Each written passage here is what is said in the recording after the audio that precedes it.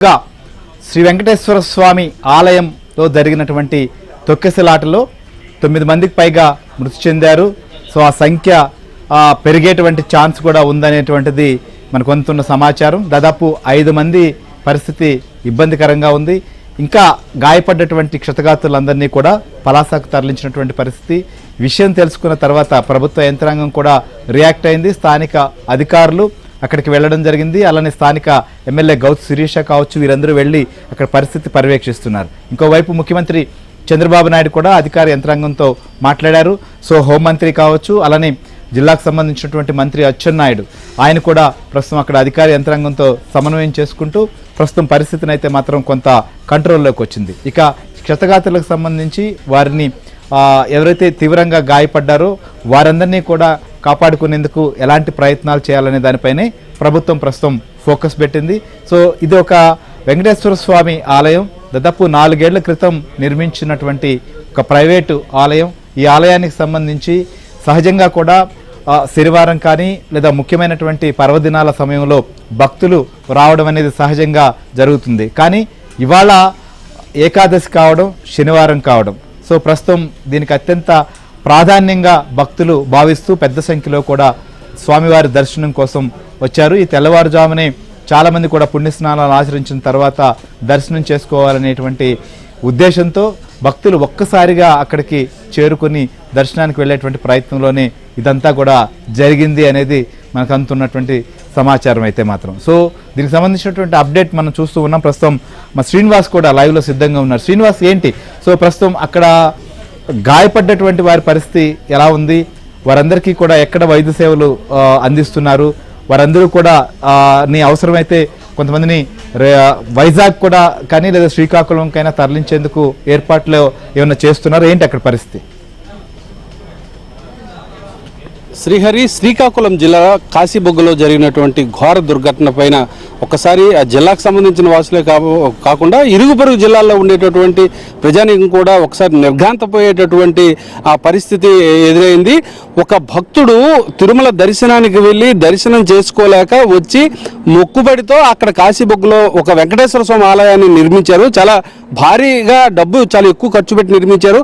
ఈ విషయం ఇరుగు పొరుగు జిల్లాలకు విస్తృతం కావడంతో ఈరోజు పర్వదినం సందర్భంగా ఆలయాన్ని చూసినట్టుంటుంది, దేవుడిని దర్శనం చూసుకుంటూ వచ్చే విధంగా సుమారు 25,000 మంది అని అంచనా అంటున్నారు. కానీ 25,000 పైనే అక్కడికి జనం రావడం జరిగింది. అయితే ఆలయం తాలూకా నిర్వాహకులు మాత్రం మహా వస్తే ఒక 1,500, 2,000 మంది భక్తులు మాత్రమే వస్తారని వాళ్ళు అంచనా వేశారు. అయితే ఆలయ ప్రాశస్త్యం ఎప్పుడైతే ఇరుగు పొరుగు జిల్లాలకు విస్తరించిందో ఈ నేపథ్యంలో ప్రతి జిల్లా నుంచి కూడా వేలాదిగా అక్కడికి తరలి వెళ్ళడం, దర్శనం త్వరగా అయిపోతే తమ ఇళ్లకు త్వరగా చేరొచ్చు అనేటటువంటి క్రమంలో ఆతృతలో అక్కడ స్థానికంగా ఏర్పాటు చేసినటువంటి చిన్న చిన్న రైలింగ్స్లో తొలుత చిన్న ఒక తోపులాట జరిగింది. ఈ తోపులాట క్రమంలో రైలింగ్ ఇరిగిపడడంతో ఒక 2-3 మహిళలు కింద పడిపోవడం, ఆ పడిపోయినటువంటి మహిళలను కొంతమంది తొక్కడంతో అక్కడ చాలా పెను ప్రమాదం జరిగిందని, విద్యుత్ షార్ట్ సర్క్యూట్ జరిగిందని, ఇలా లేనిపోయినటువంటి అపోహలు అక్కడికక్కడే విస్తృతం కావడంతో చాలా పెద్ద తోపులాట జరిగింది. ఈ దశలో అక్కడ మృతుల సంఖ్య ఇంకా పెరిగే అవకాశం అయితే లేదు. చాలా స్పష్టంగా ఇప్పటికే 9 మంది అని ఒక సంఖ్య చెప్తున్నారు. అదేవిధంగా 7గురిని కూడా అందుతున్నటువంటి తాజా వార్తలు. మీరు చెప్పినట్టు క్షతగాత్రులను అదేవిధంగా స్పృహ తప్పి పడిపోయిన వాళ్ళందరినీ కూడా సమీపంలో ఉండేటటువంటి కాశీబుగ్గ, పలాస ఆసుపత్రులకి తరలించారు. తీవ్ర గాయాలైనటువంటి వాళ్ళు కొంతమందిని విశాఖపట్నం, మరి కొంతమందిని శ్రీకాకుళం ఆసుపత్రికి తరలించడానికి ఏర్పాట్లు అయితే చేస్తున్నారు. అక్కడికి ఇప్పటికే మంత్రి అచ్చెన్నాయుడు స్పందించారు, అధికారులను ఆదేశించడం జరిగింది. అదేవిధంగా విజయనగరం జిల్లాకు చెందినటువంటి మంత్రి కొండపల్లి శ్రీనివాసు శ్రీకాకుళం జిల్లాకు ఇన్ఛార్జ్ మంత్రిగా వ్యవహరిస్తున్నారు. ఇప్పుడు హుటాహుటిన పెన్షన్ల పంపిణీ అనేటటువంటి కార్యక్రమం ప్రారంభించి వెంటనే అక్కడికి కాశీబుగ్గ మంత్రి మిగిలినటువంటి ఆయన అనుచరులందరూ కూడా తరలి వెళ్ళడం జరుగుతుంది. ఇప్పటికే కూటమికి సంబంధించిన నాయకులకి అక్కడి నుంచి స్పష్టమైన ఆదేశాలు ఉన్నాయి. సహాయక చర్యలు చేపట్టమని అధికారులు శ్రీకాకుళం జిల్లాకు చెందినటువంటి అధికారులందరూ కూడా అక్కడ కలెక్టర్, ఎస్పీ ఎప్పుడైతే మంత్రుల తాలూకు ఆదేశాలు అందుకొని మొత్తం పూర్తి స్థాయిలో సహాయక చర్యల్లో అందరూ అయితే నిమగ్నం అయి ఉన్నారు. అక్కడైతే ఇప్పుడు వాతావరణం అయితే ప్రశాంతంగా ఉంది. మృతదేహాల దగ్గర మాత్రం బంధువుల తాలూకా వాళ్ళు రోదనలు మాత్రం చాలా బాధాకరమైనటువంటి అంశంగా కనిపిస్తుంది. భయానకమైనటువంటి వాతావరణం కనిపిస్తుంది. కోవిల తాలూకా ప్రశాంతత పూర్తిగా ఒక్కసారి మారిపోయినటువంటి దుస్థితి ఏర్పడింది. అయితే ఇది ఒక ప్రైవేట్ ఆలయం, ఎండోమెంట్కి ఆలయంకి ఏ విధమైనటువంటి సంబంధం లేదు.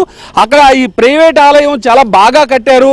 ఆ ఆలయంలోకి వెళ్ళి స్వామివారిని దర్శించుకొని ఆలయాన్ని అంతా ఒకసారి చూసి వద్దామనేటటువంటి ఒక కోరికతోనే భక్తులు వేలాదిగా అక్కడికి తరలి వెళ్ళేటటువంటి పరిస్థితిలో ముందుగా నిర్వాహకులు ఊహించినటువంటి నేపథ్యంతో అక్కడ ఈ తోపులాట జరిగినటువంటి క్రమంలో ఇలా చాలా మంది మృతి చెందడం అనేటటువంటిది అక్కడ ఉండేటటువంటి ప్రజలనే కాకుండా శ్రీకాకుళం విజయనగరం జిల్లా ప్రజల్ని చాలా తీవ్రంగా కలిసివేసింది. ఒక పవిత్రమైన రోజుని స్వామివారిని దర్శించుకోవడానికి వెళ్ళేటటువంటి భక్తులకు ఈ విధమైనటువంటి ఆపద వచ్చిందని చాలా మంది తీవ్రమైనటువంటి మనస్తాపం గురయ్యారు. అక్కడ ఆలయం తాలూకా నిర్వాహకుల తాలూకా తప్పిదంగానే చాలా మంది ఆ ఆలయం వైపు తమ చూపుడు వేలని ఎత్తి చూపేటటువంటి పరిస్థితి అయితే కనిపిస్తుంది శ్రీహరి. రైట్.